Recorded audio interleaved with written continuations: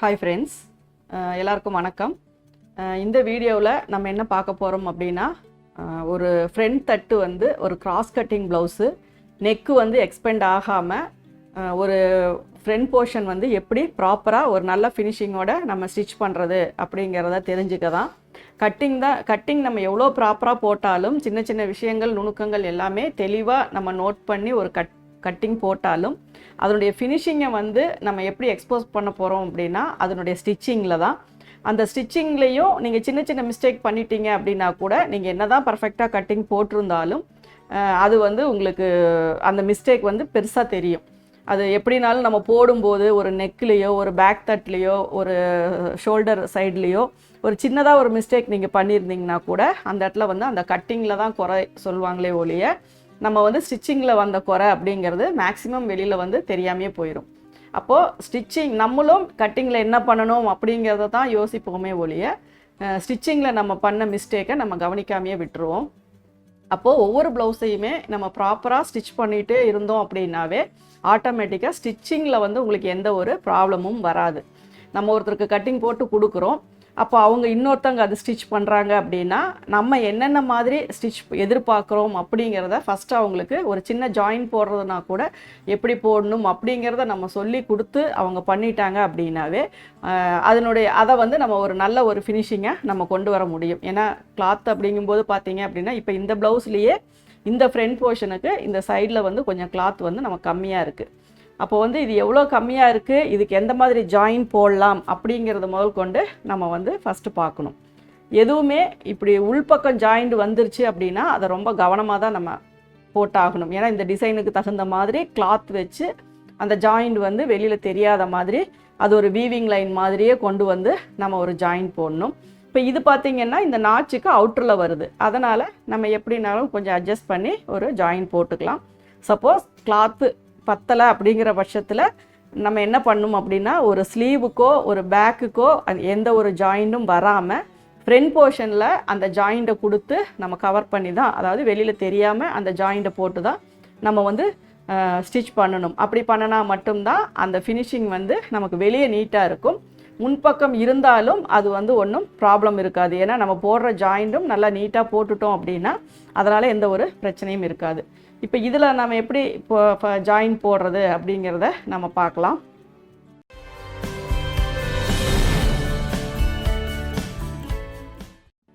இப்போ இந்த இடம் பார்த்தீங்க அப்படின்னா இந்த அளவுக்கு கூட உங்களுக்கு கிளாத் இல்லாமல் இருந்தாலும் பிரச்சனை இல்லை. ஏன்னா இந்த இடத்துல நம்ம டாட் பிடிக்கும்போது இந்த இடம் இது நமக்கு வந்து உள்ளே கவர் ஆயிரும். அதே மாதிரி ஷோல்டர் சைடு கரெக்டாக இருக்குது, ஃப்ரண்ட்டும் கரெக்டாக இருக்குது. இந்த சைடில் தான் நம்ம ஜாயின் போடணும். அதனால் இந்த கிளாத்தை வந்து நம்ம சைடில் கொடுத்து நம்ம ஜாயின் போட்டுக்கலாம். அதே மாதிரி ஃப்ரண்ட்டு நீங்கள் எடுக்கும்போதே ஒரு நாச் ஒன்று போட்டுக்கோங்க. ஏன்னா நிறைய பேருக்கு ரெண்டு தட்டையும் நம்ம ஓப்பன் பண்ணிட்டோம் அப்படின்ட்டா அது ஃப்ரண்ட் போர்ஷன் எது இந்த இது எது அப்படிங்கிறதுல வந்து ரொம்ப கன்ஃபியூஷன் வந்துடும். அதனால் நீங்கள் இதை எடுக்கும்போதே ஃப்ரண்ட் போர்ஷனுக்கு ஒரு சின்னதாக ஒரு நாச் ஒன்று போட்டுக்கோங்க. அதே மாதிரி அந்த நாச் இதுக்கு நீங்கள் மேட்ச் பண்ணி வச்சிட்டிங்க அப்படின்னாவே உங்களுக்கு ரெண்டு கிராஸுமே கிட்டத்தட்ட ஒரே மாதிரி நமக்கு வந்துடும். இப்போ இந்த சைடில் வந்து நமக்கு எது வரைக்கும் ஜாயிண்ட் வரணும் அப்படிங்கிறதுக்கும் ஒரு நாச் போட்டுக்கலாம்.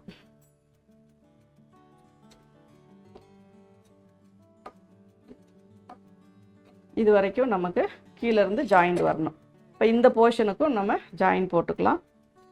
இந்த மேலே இருக்க துணி வந்து நம்ம நெக்லைன் பார்த்தீங்க அப்படின்னா நல்லா டீப்பாக தான் வெட்டி இருக்கோம். துணியை வந்து இழுத்துறக்கூடாது.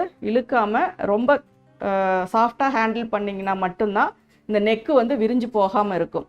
இல்லாட்டினா நீங்கள் வைக்கும்போதே ரொம்ப ஓப்பனாகி வச்சிட்டிங்க அப்படின்னா போடும்போது நெக்கும் வந்து லூஸாக தான் வரும். அதனால் முடிஞ்ச வரைக்கும் நெக்கை வந்து ரொம்ப இழுத்துறாதீங்க. அதை எடுக்கும் போதுமே பத்திரமா வந்து ஹேண்டில் பண்ணுங்கள். நார்மல் கட் ப்ளவுஸ்க்கு வந்து அந்த அளவுக்கு இது எக்ஸ்பெண்ட் ஆகாது. கிராஸ் கட்டுக்கு மட்டும்தான் அந்த மாதிரி ஆகும். இப்போ எந்த இடத்துல நம்ம ஜாயிண்ட்டுக்காக நாச் போட்டோமோ அந்த இடத்துல வந்து நம்ம கிளாத்தை வந்து அட்டாச் பண்ணிக்கலாம்.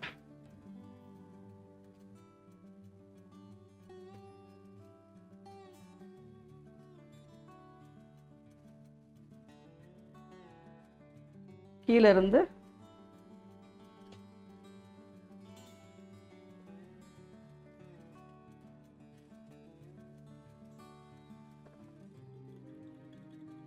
அதே மாதிரி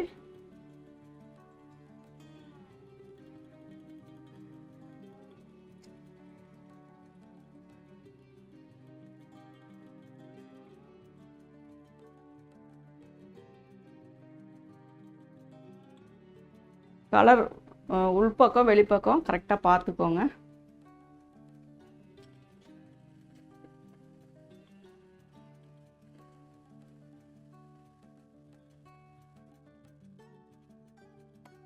இதுக்கு வந்து நம்ம படிமான தையல் போட்டுக்கலாம்.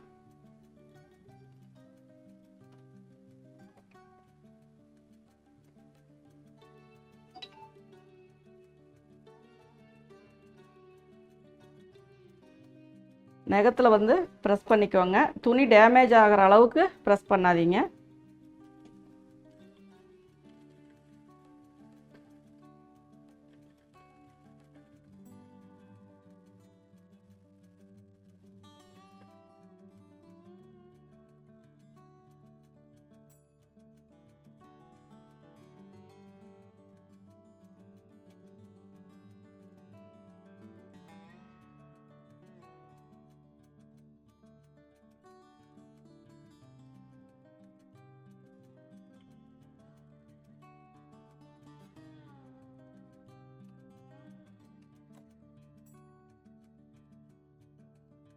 இப்போ இதில் வந்து ஃப்ரண்ட் போர்ஷனை நம்ம பதிக்கிறோம்.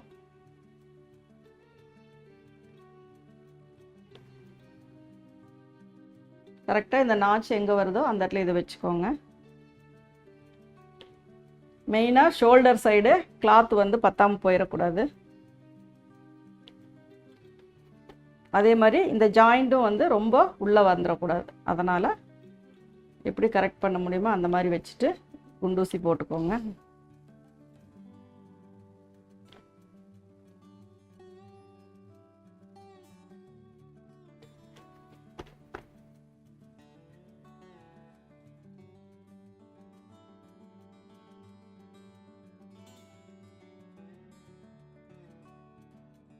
இப்போ நான் எங்கே ஸ்டார்ட் பண்ணுறேன் அப்படின்னா இந்த ஓரத்துலேருந்து ஸ்டார்ட் பண்ணுறேன்.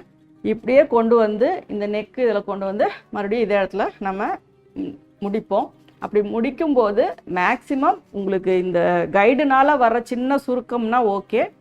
கிளாத்தை வந்து கரெக்டாக சீட்டிங் பண்ணாமல் சுருக்கம் வந்துச்சு அப்படின்னா இந்த ஆம்ஹோல் என்ன ஆகுது அப்படின்னா கீழே இறங்கி வந்துருச்சுன்னு அர்த்தம். இந்த ஆம்ஹோல் ஷேப்பு வந்து கீழே இறங்கி வந்துருச்சுன்னா தான் இங்கே துணி அதிகமாகும். அதனால் இந்த ஷேப்பு வந்து இறங்கி வராமல் கரெக்டான பொசிஷனில் வச்சு ஒரு குண்டூசி போட்டுக்கோங்க. அதுக்கப்புறம் நம்ம ஸ்டிச் போட ஸ்டார்ட் பண்ணலாம். இது எட்ஜ் வரைக்கும் வரணுமானா தேவையில்லை. இதை இப்படி கொண்டு வந்து கூட நம்ம கொண்டு வந்துடலாம்.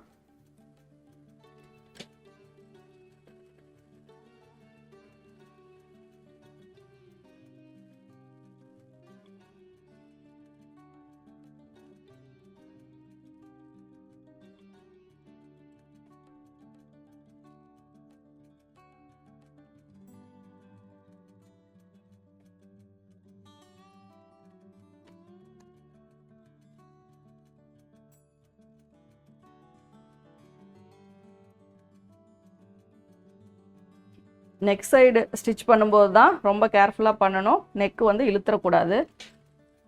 இப்படி லூஸ் கொடுத்து தான் நம்ம ஸ்டிச் பண்ணணும். இந்த வளைவு வரும்போது கொஞ்சம் லிஃப்ட் பண்ணி திருப்பிக்கோங்க.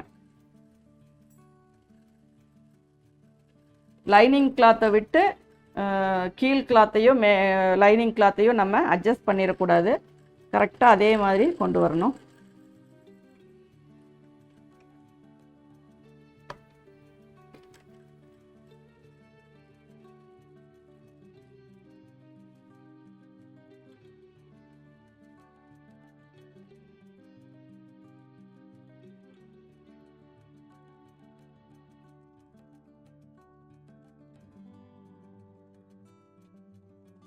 இந்த வளைவு வரும்போது லைட்டாக லிஃப்ட் பண்ணிக்கோங்க.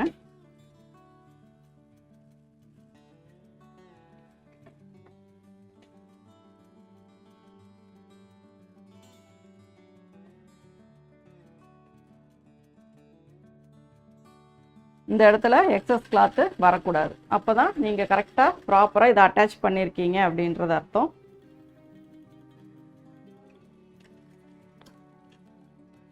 இதில் இருக்க எக்ஸஸ் எல்லாம் கட் பண்ணிக்கலாம். லைனிங்கை வந்து கட் பண்ணிடக்கூடாது. மேல் கிளாத்தை மட்டும்தான் கட் பண்ணணும். நாச்சஸ் எல்லாத்தையுமே நம்ம வந்து மறுபடியும் கரெக்டாக அதில் போடணும். நெக்கு வெட்டும் போதும் கேர்ஃபுல்லாக வெட்டணும். கிளாத்தை மட்டும் வெட்டுங்க, லைனிங்கை வெட்டாதீங்க.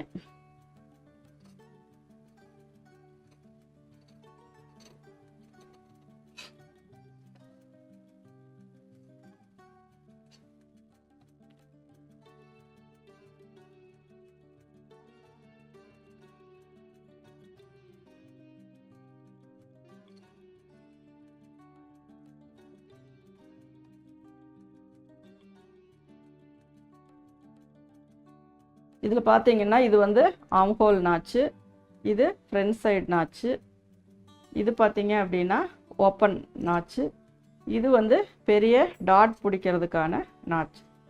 இது எல்லாத்தையுமே நீங்கள் ப்ராப்பராக போட்டுருங்க. இந்த இடம் வந்து நமக்கு ரொம்ப முக்கியம். துணி வந்து இழுத்து தைச்சிட்டோம் அப்படின்னா, லைனிங் அட்டாச் பண்ணிட்டோம் அப்படின்னா போடும்போது இந்த இடம் உங்களுக்கு என்னாகும் அப்படின்னா இழுத்துக்கும். லைனிங் ஒரு பக்கம் இழுக்கும், மேல் துணி ஒரு பக்கம் இழுக்கும். அப்போ என்னாகும்னா லைனிங்கும் சரி கீழே மெயின் துணியும் சரி ஒன்றோட ஒன்று ஒட்டாத மாதிரி தனித்தனியாக இழுத்துட்டு நிற்கும். அதனால் இந்த இடம் நம்ம கிராஸ் வைக்கிறதும் தைக்கிறதும் கரெக்டாக ப்ராப்பராக நம்ம பார்த்து தைக்கணும். இப்போ இது வந்து நம்ம ஜாயின் போட்டது. இது வந்து நம்ம இதில் வந்து எங்கெங்கே நம்ம நீடில் மார்க் இருக்கோ அதை வந்து இதுதான் நமக்கு ஊசி, இது ஃப்ரண்ட்டில் வந்து டாட் போடுற போர்ஷன், ஊசி மார்க் நம்ம போட்டிருக்கோம். இப்போ இதே மாதிரி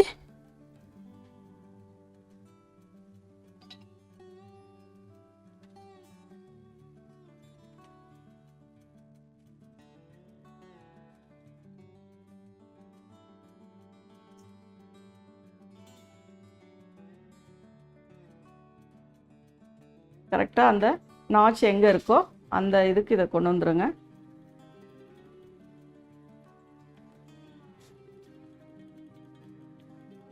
இதுலேயும் அதே மாதிரி குண்டூசி போட்டுக்கோங்க. ஏன்னா உங்களுக்கு லெஃப்ட்டு ரைட்டு ரெண்டுமே பார்த்திங்கன்னா ஒரே மாதிரி வராது. நம்ம ஸ்டிச் பண்ணும்போது என்னாகும்னா நமக்கு ரைட் சைடு ஹேண்ட் நம்ம இது பண்ணுறோம் அப்படின்னா நமக்கு ரைட் சைடு வந்து நல்லா ஃப்ரீயாக ஸ்மூத்தாக வந்துடும்.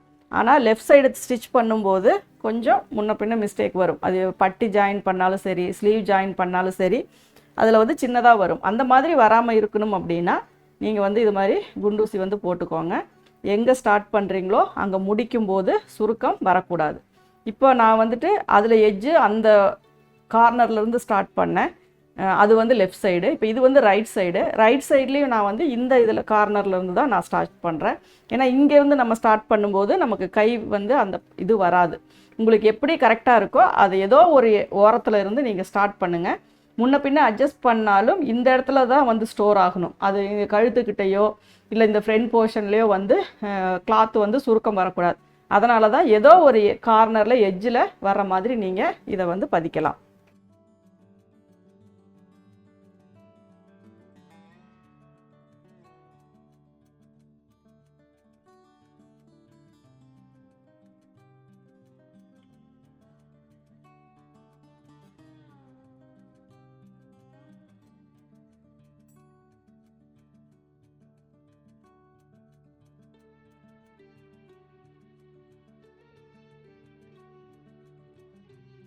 இந்த ஷோல்டர்கிட்டையும் நெக் பீஸ் வந்து இழுத்துட்டு போகிற மாதிரி வச்சிடக்கூடாது. அதனால் அதையும் கரெக்டாக வச்சுக்கோங்க.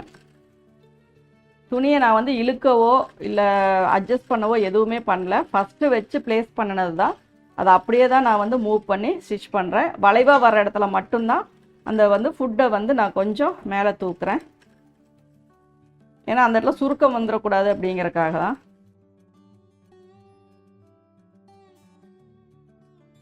இப்போ பார்த்தீங்கன்னா இங்கேயும் உங்களுக்கு சுருக்கம் வரல. அப்போ வந்து நம்ம தைக்கிறது கரெக்டான அளவில் வச்சுருக்கோம் அப்படின்னு தான் அர்த்தம்.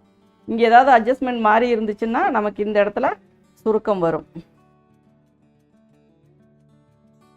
இப்போ இதையும் நம்ம கட் பண்ணிக்கலாம்.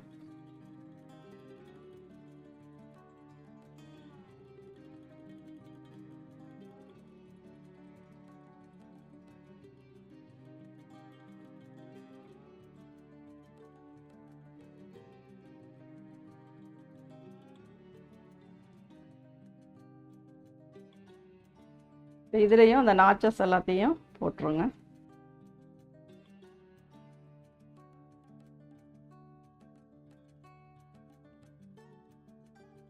இதுவே நீங்கள் இதை அப்படியே அயன் பண்ணி ஸ்டிச் பண்ணிங்கன்னா இன்னும் நீட்டாக வரும். லைனிங் கிளாத்தும் மெயின் கிளாத்தும் நல்லா ஒன்றோட ஒன்று உங்களுக்கு ஒட்டிக்கும் அயன் பண்ணி ஸ்டிச் பண்ணிங்க அப்படின்னா. இப்போ இதுதான் பார்த்திங்கன்னா உங்களுக்கு ஃப்ரண்ட் போர்ஷன். இப்போ இவ்வளோ சில நுணுக்கங்களை வச்சு தான் நம்ம வந்துட்டு இந்த அதாவது ஒரு ஜாயின் போடுறதுனாலும் சரி, ஒரு மெயின் கிளாத்தும் ஒரு லைனிங் கிளாத்தும் நம்ம அட்டாச் பண்ணுறதுனாலும் சரி, அதில் நம்ம ஃபாலோ பண்ண வேண்டிய விஷயங்கள் வந்து நிறையா இருக்குது. அதை எல்லாத்தையுமே நம்ம ஸ்டெப் பை ஸ்டெப்பாக நம்ம தைச்சோம் அப்படின்னா மட்டும்தான் அந்த ஃபினிஷிங்கும் நீட்டாக வரும். இதுலேயும் உங்களுக்கு வந்துட்டு இந்த டாட்டுக்கு வந்து கரெக்டாக மேல் துணியும் கீழ் துணியும் ஸ்லிப் ஆயிடுது அப்படின்னா நீங்கள் லாங் ஸ்டிச்சை வந்து கரெக்டாக இந்த இதுக்கு ப்ளஸ் மாதிரி போட்டுக்கோங்க. அதுக்கப்புறம் நீங்கள் டாட் பிடிச்சிங்க அப்படின்னா அந்த மேல் துணியும் கீழ் துணியும் கூட உங்களுக்கு விலகாது. அதே மாதிரி இந்த இடம் வந்து நீங்கள் ஒரு ஸ்டிச்சஸ் போட்டுக்கிட்டிங்கன்னா இங்கே கீழே இருக்கிற துணி இங்கே மேலே உங்களுக்கு மேல் பக்கம் ஏறாது. அதனால் வெளியில் தெரிகிற இடம் இல்லாமல் உள்பக்கமாக ஒரு ஸ்டிச்சு வந்து இப்படி போட்டுக்கிட்டிங்க அப்படின்னாவே உங்களுக்கு இங்கே இருக்க துணி இங்கே மேலே ஏறாது. இங்கே வந்து நம்ம டாட் பிடிச்சிருவோம், இங்கேயும் டாட் பிடிச்சிருவோம். அப்போ வந்து இந்த இடம் உங்களுக்கு ஃபிட்டிங் வந்து நீட்டாக வரும். இப்போ இதில் வந்து நம்ம எப்படி டாட் பிடிக்கிறது அப்படிங்கிறத பார்க்கலாம்.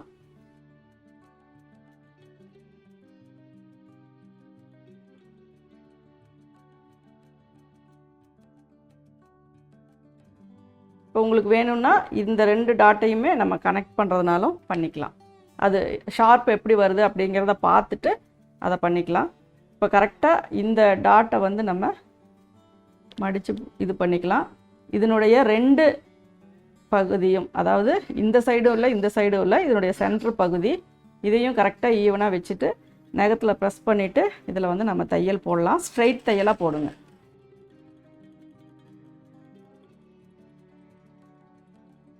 அதுக்கப்புறம் இதையும் மேலே வச்சு ஃபோல்டு பண்ணிங்கன்னா இந்த டாட்டுக்கு வந்து இது ஒரு சப்போர்ட்டாக இருக்கும். அந்த இடத்துல ஒரு திக்னஸாக இருக்கும்போது ஃபிட்டிங் வந்து உங்களுக்கு இன்னும் கொஞ்சம் கரெக்டாக வரும். இப்போ 2வது வந்து நம்ம இந்த சைட் டாட் பிடிக்கிறோம். இதுவுமே எங்கே மார்க் பண்ணியிருக்கோன்னு பார்த்து இது 1/4 இன்ச் அளவுக்கு இந்த டாட் வரும். எல்லா டாட்டுமே ஷார்ப்பாக தான் கொண்டு வரணும். அந்த இடத்துல வந்து நம்ம நாட் போடக்கூடாது.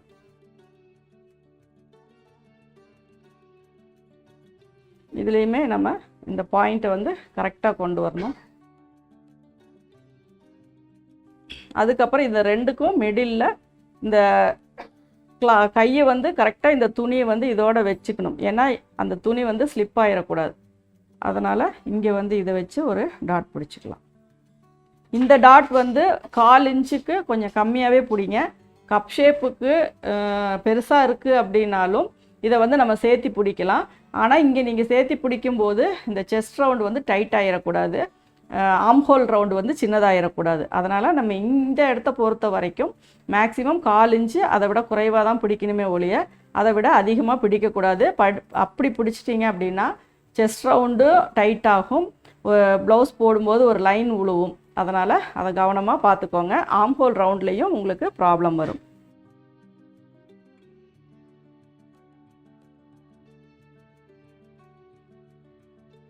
எல்லாத்துலேயுமே மேல் பக்கம் மட்டும், அதாவது இந்த அவுட்டரில் மட்டும் பேக் ஸ்டிச் போட்டே ஸ்டார்ட் பண்ணுங்கள். இதையும் நல்லா நகத்தில் ப்ரெஸ் பண்ணிக்கோங்க. எந்த ஒரு ஸ்டிச்சுமே அந்த இடத்துல இருக்குன்னு தெரியாத அளவுக்கு நம்ம ஒரு டாட் பிடிச்சோம் அப்படின்னா தான் அது வந்து உங்களுக்கு ப்ராப்பராக இருக்கும். அதே மாதிரி இங்கே வந்து பார்த்திங்கன்னா இது 4வது டாட்.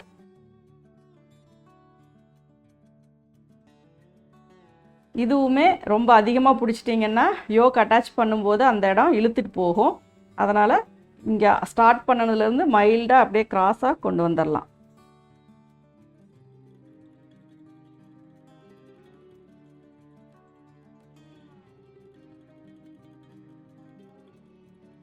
பிசுரெல்லாம் அப்பப்போ கையோட வெட்டிடுங்க.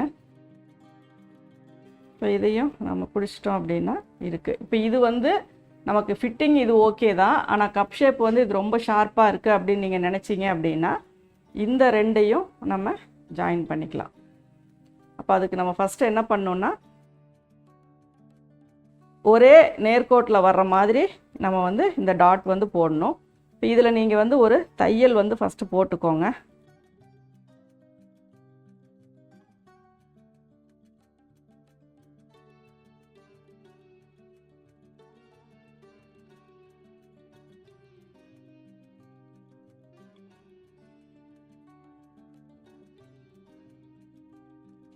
இந்த முனையிலேருந்து இது வரைக்கும் வர மாதிரி ஒரு தையல் போட்டுக்கோங்க. இது லாங் ஸ்டிச்சாக போட்டுட்டு அதுக்கப்புறம் கூட நீங்கள் பிரித்து விடுறதுனாலும் விட்டுக்கலாம். இப்போ இந்த தையல் வர்ற போர்ஷனை வந்து நீங்கள் இதோட கனெக்ட் பண்ணிடலாம்.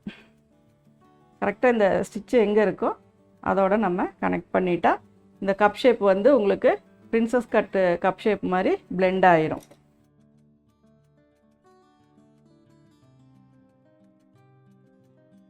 அந்த ஸ்டிச் போடலைன்னா அந்த இடத்துல சுருக்கம் வந்துடும். அதுக்காக தான் அந்த இடத்துல ஸ்டிச் போடுறோம்.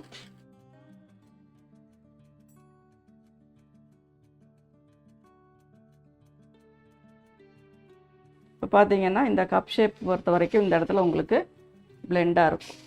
இந்த இடத்துல சுருக்கமும் உங்களுக்கு வராது. அந்த தையல் போட்டு நீங்கள் பிடிச்சிங்க அப்படின்னா சுருக்கம் வராது.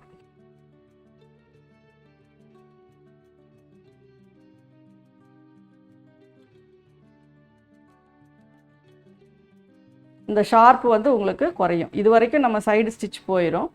அதுக்கப்புறம் இது வந்து நம்மளது ஷார்ப் வந்து இல்லாமல் பிளெண்டாக இருக்கிற மாதிரியும் இருக்கும். அதே மாதிரி பர்ஃபெக்டாகவும் நமக்கு கப் ஷேப் கிடைக்கும்.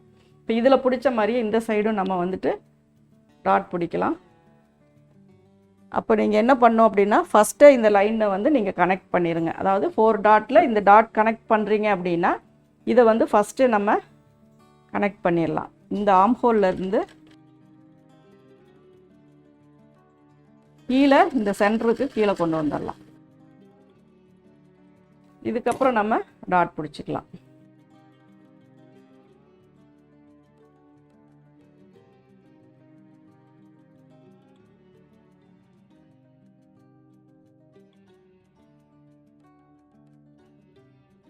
இது எப்படி ஃபோல்டு பண்ணியிருக்கீங்களோ அது மாதிரி பண்ணிக்கோங்க.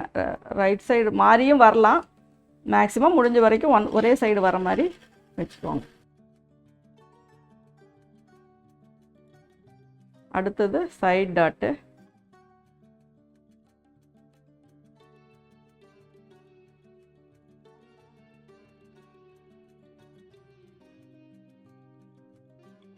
அதுக்கப்புறம் ஆம்ஹோல் டாட்டு.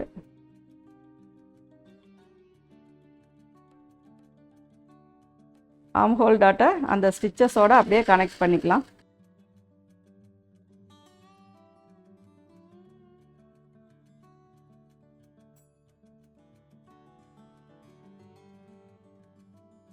இப்போ இது வந்து நம்ம பிரின்சஸ் கட் மாதிரி அப்படியே கொண்டு வந்தாச்சு.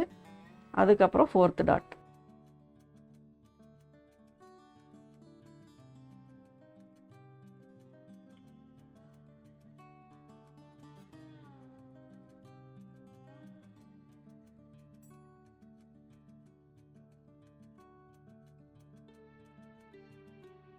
இது எல்லாத்தையுமே நகத்தில் ப்ரெஸ் பண்ணிக்கோங்க. ஆனால் துணி பிரியாத அளவுக்கு, தையல் வந்து இழுக்காத அளவுக்கு ப்ரெஸ் பண்ணிக்கோங்க.